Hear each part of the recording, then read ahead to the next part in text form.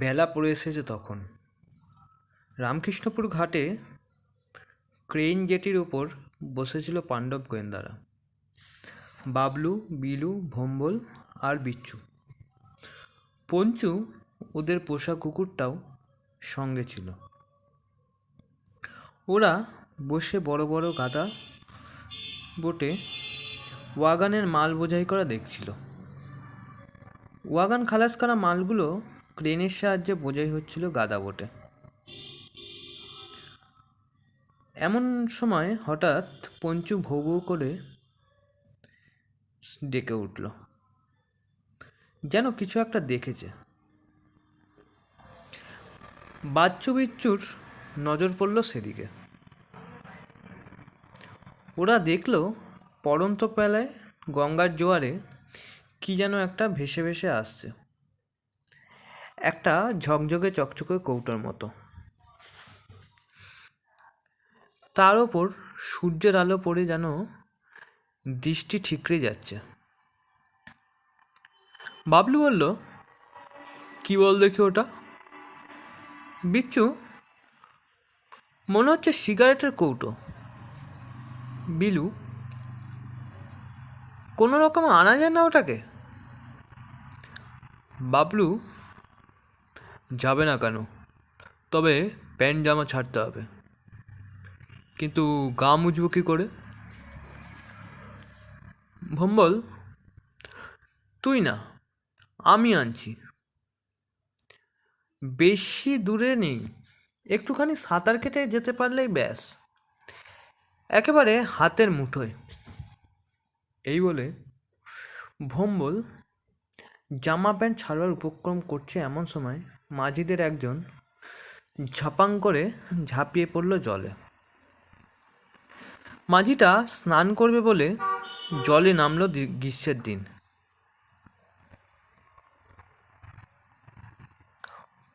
গ্রীষ্মের দিনে পড়ন্ত বেলায় দেহের ক্লান্তি দূর করতে গেলে স্নানের চেয়ে তৃপ্তিকর আর কিছু নেই। বাবলু, ওই কৌটোটা আমাদের এনে দেবে মাঝি ভাই? মাঝিটা অবাঙালি বলল, কিদার হ্যাঁ? ওই যে ভেসে আসছে। মাঝি একটু অল্প সাঁতরে গিয়ে কৌটোটা নিয়ে এসে বাবলুর হাতে দিল। বাবলুরা কৌটোটা পেয়ে খুব খুশি। জেটির ওপর বসে বসেই আনন্দের চোটে কৌটোটা খুলে ফেলল বাবলু। কিন্তু কৌটো খুলেই অবাক, দেখল কৌটোর ভেতরে কাগজের মোড়কে একটা চিঠি লেখা আছে। ওপরেই লেখা আছে, আমাকে বাঁচান। ওরা সঙ্গে সঙ্গে ভাঁজ করা কাগজটা খুলে ফেলল। তাতে যা লেখা ছিল তা এই,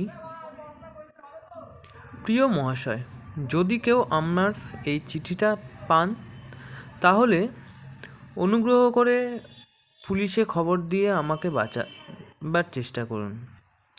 ডায়মন্ড হারবারের কাছে গঙ্গার তীরবর্তী একটি সুড়ঙ্গ ঘরে শয়তানের ঘাঁটিতে আমি এবং আমার ছেলে বন্দি আছি। জায়গাটার নাম জানি না, তবে স্থানটি গঙ্গার ওপারে মেদিনীপুর জেলার দিকে। গঙ্গার দিকে এর একমাত্র প্রবেশপথের সুড়ঙ্গটি জোয়ারের সময় জলে ডুবে থাকে আর ভাটার সময় জাগে। আমরা এখানে মৃত্যুর দিন গুনছি। আমার চিঠি পেয়ে কেউ বাঁচালে আমি তার কাছে কৃতজ্ঞ থাকব। ইতি দীপঙ্কর বোস। চিঠিটা পড়েই বাবলুরা অবাক হয়ে গেল। লোকটাকে যেন কি কারণে যে শয়তানরা আটকে রেখেছে সেসব কিছুই লেখেনি সে, শুধু তাকে উদ্ধার করতে হবে বলেই কথাটা লিখেছে। বিলু, কি করবি রে বাবলু? ভদ্রলোককে উদ্ধার করব, কিন্তু কেমন করে? যেমন করেই হোক। ভম্বল, ব্যাপারটা কিন্তু খুব সাংঘাতিক। মনে কর কোথায় ডায়মন্ড হারবার? সেখানে জলে ডোবার সুড়ঙ্গ। বেশ, রীতিমতো সার্চ না করলে সেটাকে আবিষ্কার করাই যাবে না। বাবলু, রীতিমতোভাবে সার্চ করব, তন্ন তন্ন খুঁজে দেখব জায়গাটাকে। সেইটা তো মাথা খাটিয়ে বার করতে হবে আমাদের। বিলু, ওখানে গঙ্গার যা ভয়াবহ রূপ, তাতে ছোট নৌকায় করে ঘোরা অসম্ভব। তাছাড়া চারিদিকে তো অকুল পাথর। বাবলু, ওভাবে নয়, যেমন করে হোক একটা লঞ্চের ব্যবস্থা করতে হবে। ভম্বল, তাহলে তো জল পুলিশকে বললেই একটা লঞ্চের ব্যবস্থা করে দেয়। বিলু, সেই ভালো, জল পুলিশ নিশ্চয়ই আমাদের লঞ্চের ব্যবস্থা করে দেবে। বাবলু একটু গম্ভীরভাবে বলল, আগে আমরা চেষ্টা করে দেখি, কেননা এমনও তো হতে পারে কেউ তামাশা করবার জন্যে অথবা অযথা পুলিশকে হয়রানি করার জন্য মিথ্যে করে চিঠিটা লিখে কৌটোর মধ্যে পুরে জলে ভাসিয়ে দিয়েছে। হতে পারে কি না? বিলু, এ এ এ হতে পারে না। বাবলু, চিঠিটা যেভাবে লেখা হয়েছে তাতে তাই অবশ্য মনে হয় এটা মিথ্যা নয়, কিন্তু সত্যও তো তা হতে পারে। কত রকমের বদমাশ লোক আছে সমাজে, তারা খোঁজখবর রাখিস? এমন লোক অনেক আছে যারা পুলিশ বা ফায়ার ব্রিগেডের লোককে ইয়ার দোস্ত বলে মনে করে। আগুন লাগার মিথ্যে খবর দিয়ে দমকলের টেলিফোন যে কতবার এসেছে তার ঠিক নেই।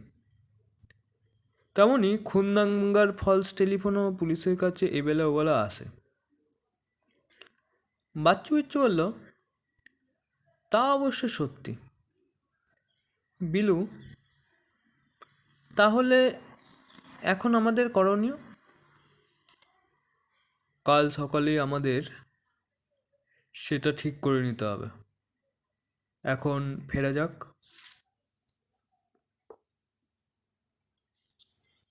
সন্ধে হয়ে এসছে। ওরা আর বিলম্ব না করে ঘরে ফিরে চলল। পরদিন সকালে মিত্তিরদের বাগানে পাণ্ডব গোয়েন্দারা একে একে জড়ো হলো। বাবলুর হাতে কালকের সেই চিঠিটা। বিলু, এই সম্বন্ধে কিছু ভেবেছিলি বাবলু? হ্যাঁ, কাল সারা রাত ধরে শুধু ভেবেছি, রাতে আমার ঘুম হয়নি। কি ভাবলি? ভাবলাম আজ দুপুরের মধ্যেই আমরা সকলে ডায়মন্ড হারবার চলে যাব। ভম্বল বলল, আমাদের তো কোনো প্রস্তুতি নেই, তাছাড়া শুধু শুধু ডায়মন্ড হারবার গিয়েই বা কী করব?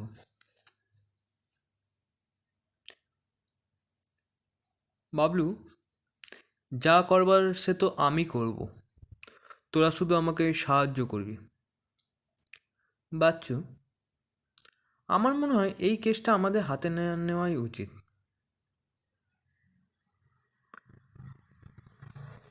ছোট্ট মেয়ে বিচ্চু, আমার মনে হয় এই কেসটা একমাত্র আমাদেরই হাতে নেওয়া উচিত এবং আজই একবার চলে যাওয়া উচিত ডায়মন্ড হারবারে। বাবলু, হ্যাঁ, এখন 7টা বাজে, সবাই যা, তাড়াতাড়ি দুটো খেয়ে নিয়ে লঞ্চ পার হয়ে বাবুঘাটে চলে যা। বাবলুর আদেশ, এ তো যেতেই হবে।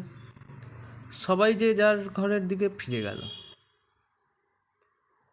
অল্প সময়ের মধ্যেই তৈরি হয়ে চলে গেল বাবুঘাটে। ওরা আসবার আগেই বাবলু পঞ্চুকে নিয়ে দাঁড়িয়েছিল 76 নম্বর বাসের কাছে। বাবলু তৈরি হয়েই এসছিল। সঙ্গে পিস্তল, ছোরা, আত্মরক্ষার জন্য সব কিছুই নিয়ে এসেছে।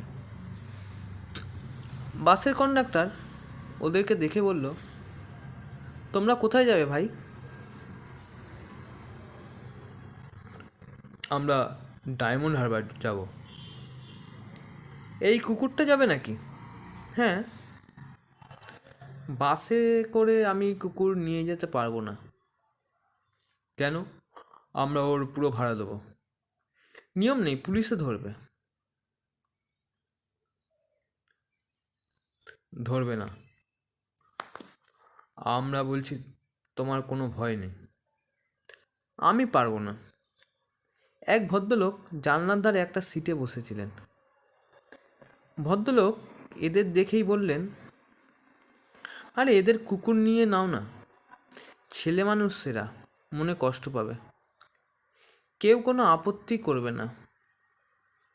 এতএব আর না করলো না কন্ডাক্টর। গজগজ করতে করতে তুলে নিল পঞ্চুকে।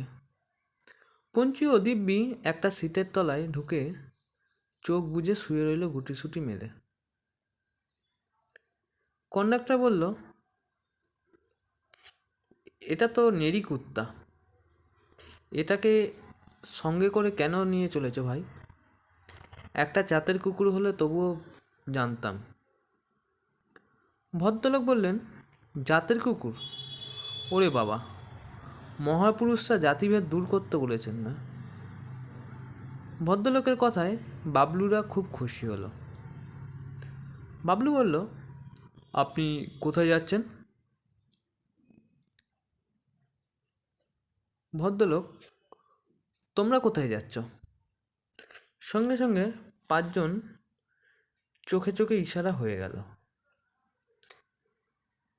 ডায়মন্ড হারবার বেড়াতে যাচ্ছি।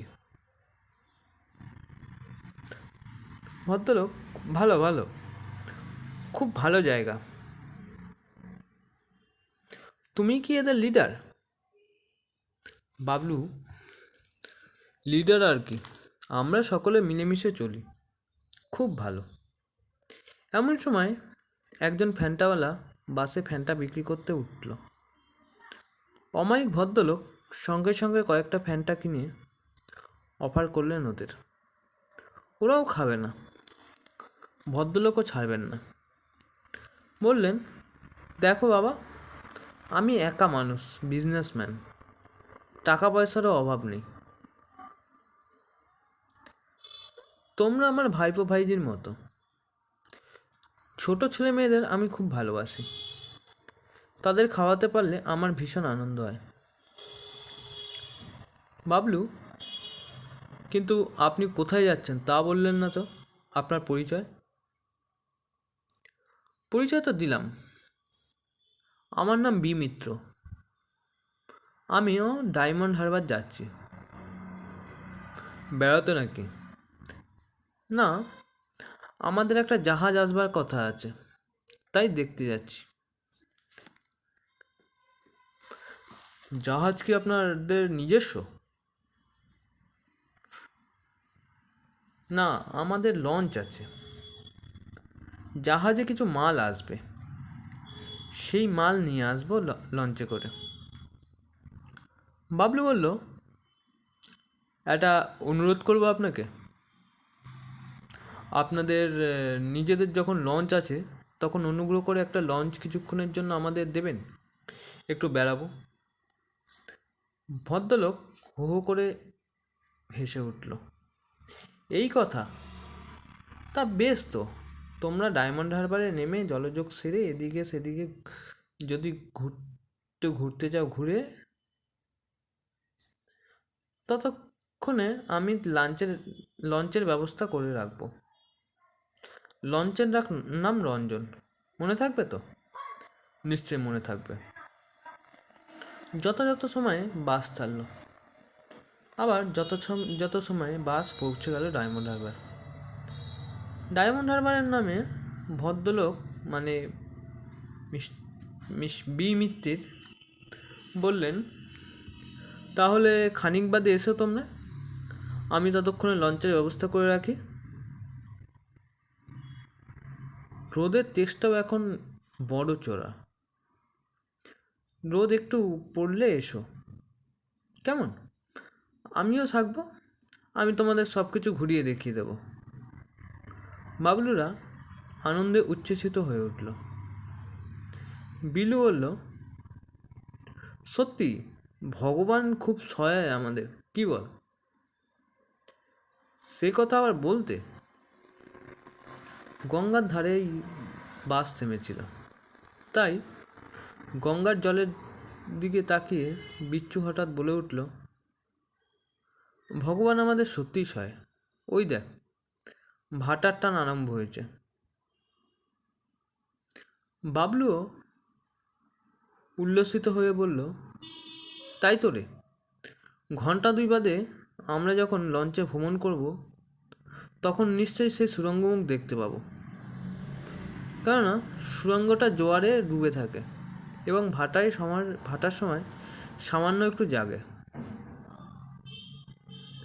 ওরা কথা বলতে বলতে যখন বাঁধের ওপর থেকে নিচে গঙ্গার গর্ভের কাছে মনোরম হারবারে নেমে এলো, তখন ওরা দেখতে পেল চারিদিকে কত সব পিকনিক পার্টি পিকনিক করতে বসেছে। বিলু হঠাৎ বলল, ওই দেখ বাবলু, সব আমাদের পাড়ার ছেলে। ভম্বল, আরে তপাইদাও এসেছে দেখছি। বিচ্ছু, তপাইদা? কোন তপাইদা? তপাই ব্যানার্জি, কদমতলায় কাটা পুকুরে থাকে। তুই অবশ্য চিনবি না, দীপনের ভাগনা। বলতে বলতে তপাইদা এসে হাজির। কি ব্যাপার রে, তোরা এখানে? নিশ্চয়ই কোনো অ্যাডভেঞ্চারের গন্ধ পেয়েছিস। ভম্বল, না না, ওসব কিছু নয়, এমনি বেড়াতে এসেছি। বাবলু ইশারায় ওদেরকে বেশি কথা বলতে বারণ করে বলল, চল একটু এদিক ওদিক ঘুরে দেখি। এই বলে ওদের কাছ থেকে খানিকটা তফাতে গিয়ে একটু নিরিবিলিতে বসল। তারপর গঙ্গার দিগন্ত বিস্তৃত জলরাশির দিকে চেয়ে রইল ওরা। রোদের তেজ তখনও যথেষ্ট। গঙ্গার ওপারে অনেক দূরে ওদের অভিযান। মিত্তিরবাবুর লঞ্চটা একবার পেলে হয়। ভগবান যে এভাবে ওদের সহায় হবেন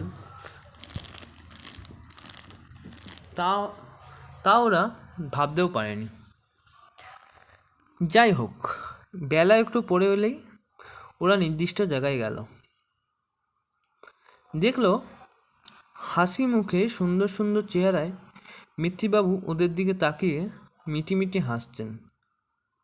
লঞ্চও রেডি। কি চমৎকার লঞ্চ!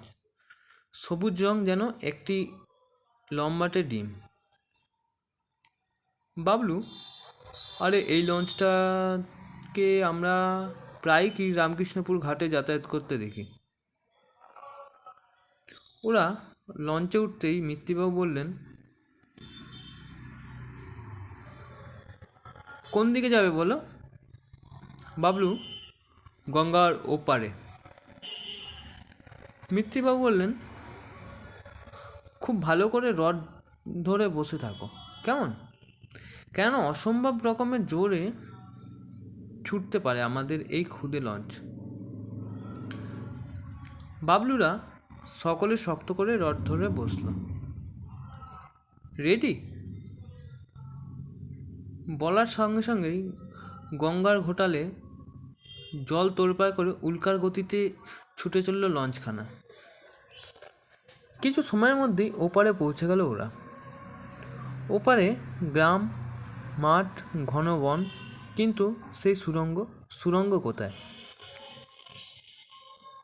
লঞ্চ ওপারে যেতেই একটা ছোট্ট নৌকো এসে ভিড়ল লঞ্চের গায়ে। মিত্তিরবাবু বললেন, চলো একটু ডাঙায় বেরিয়ে আসা যাক। ওপারে কোনো জেটি নেই, তাই নৌকোয় করে ডাঙায় পৌঁছলো ওরা। একটা মোটা দড়ি লঞ্চে বেঁধে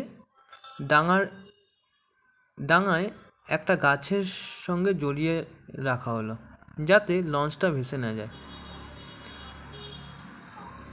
বাবলু, বিলু, ভম্বল, বাচ্চু, বিচ্চু,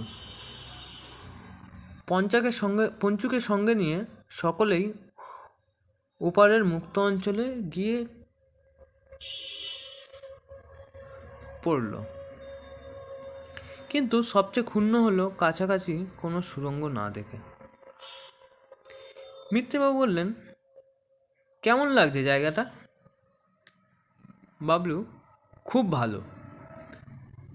মিত্রবাবু বললেন, কিন্তু তোমরা এখানে এসে এমন অন্যমনস্ক হয়ে গেলে কেন ভাই?